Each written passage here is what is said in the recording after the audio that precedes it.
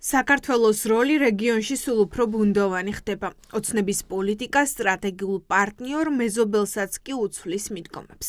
ბაქოში სომხეთთან სარკინიგზო ხაზის აღდგენაზე ალაპარაკდნენ. აზერბაიჯანული მედიის ცნობით, ეს თბილისის სატარიფო დემარშზე პასუხია. ალიევის ხელისუფლება სომხეთში აზერბაიჯანული საწვავის ტრანზიტის გაზვირებას უპასუხოდ არ დატოვებს. ეს მეტყველებს კრიზისზე ორქრივ ურთიერთობებში, რომელიც დაუყოვნებლივ უნდა აღმოიფხვრას. თუ ეს ასე არ გაკეთა, ეს ძალიან მნიშვნელოვნად ავნებს პირველ რიგში საქართველოს ფუნდამენტალურ ინტერესებს. რა ტიპის ზიანზე საუბრობთ ბატონო? არა მხოლოდ ეკონომიკურ და სატრანზიტო ხასიათის ზიანზე, არამედ პოლიტიკურ ზიანზე, იმიტომ რომ ჩვენთვის აზერბაიჯანთან ურთიერთობები არის განსაკუთრებულად მნიშვნელოვანი. ეს არის წყარო ჩვენი ენერგეტიკული უსაფრთხოების და ამის კითხვის ქვეშ დაყენება არის უბრალოდ ძალიან წინ დაუხედავი და ახლომხედველური ნაბიჯი, მეტი რომ არაფერი ვთქვათ. ოცნებამ თქვა, რომ სომხეთიდან აზერბაიჯანისკენ ნავთობ პროდუქტებს ერთჯერადად უფასოდ გაატარებს. თუმცა ოფიციალური ბაქოსთვის ბუნდოვანია, რას აპირებს ოცნება ტარიფებსა და საბაჟო გადასახადებზე მომავალში. სავარაუდოდ დღეს ამ საკითხის გარეშე ვერ ჩაივლიდა აზერბაიჯანის პრემიერსა და კობახიძეს შორის შეხვედრა თურქმენეთში. კობახიძე ამბობს, რომ აზერბაიჯანის მტკიცე მოკავშირედ რჩება. მაშინ რითი აიხსნება მეზობელ სახელმწიფოსთან ბოლო დროს გართულებული ურთიერთობა.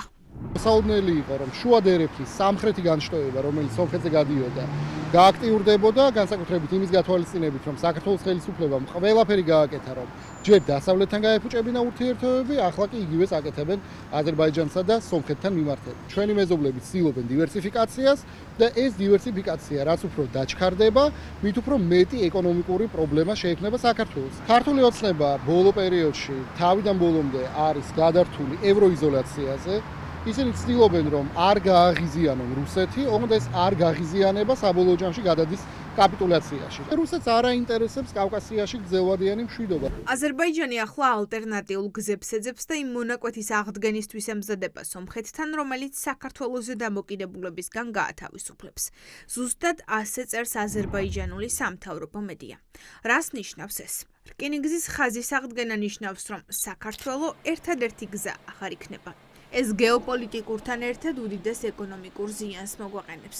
ჩემი აზრით ეს არის სიგნალი საქართველოს მთავრობისთვის, რომ ფრთხილად იყავით, ჩვენ შეიძლება ძალიან მკაცრი რეაგირება მქონდეს იმაზე თუ როგორ მოქმედებთ თქვენ. როგორ ჩანს, მიდის მნიშვნელოვანი მოლაპარაკებები საქართველოსა და აზერბაიჯანის შორის, აბსოლუტურად მოუმზადებელი, იზოლირებული არალეგიტიმური ხდება ამ მოლაპარაკებებს საქართველოს სახელმწიფო გადაზიდვებთან დაკავშირებით სახელმწიფო ძალიან მნიშვნელოვან შემოსავლებს აგენერირებს. როდესაც საუბარი არის შესყიდვებზე გაზის, აქაც თუ გადაიხედა ტარიფი, ნიშნავს იმას, რომ იმ ფასად, რა ფასადად საქართველო იღებს გაზს აზერბაიჯანიდან, ის შეიძლება გაიზარდოს და შესაბამისად თითოეულ ოჯახს გაიზარდოს ხარჯები გაზზე. აზერბაიჯანთან ურთიერთობაში კრიზისი დიდი ხანია დაიწყო. ამას მოწმობს ბოლო თვეებში დაძაბულობაც.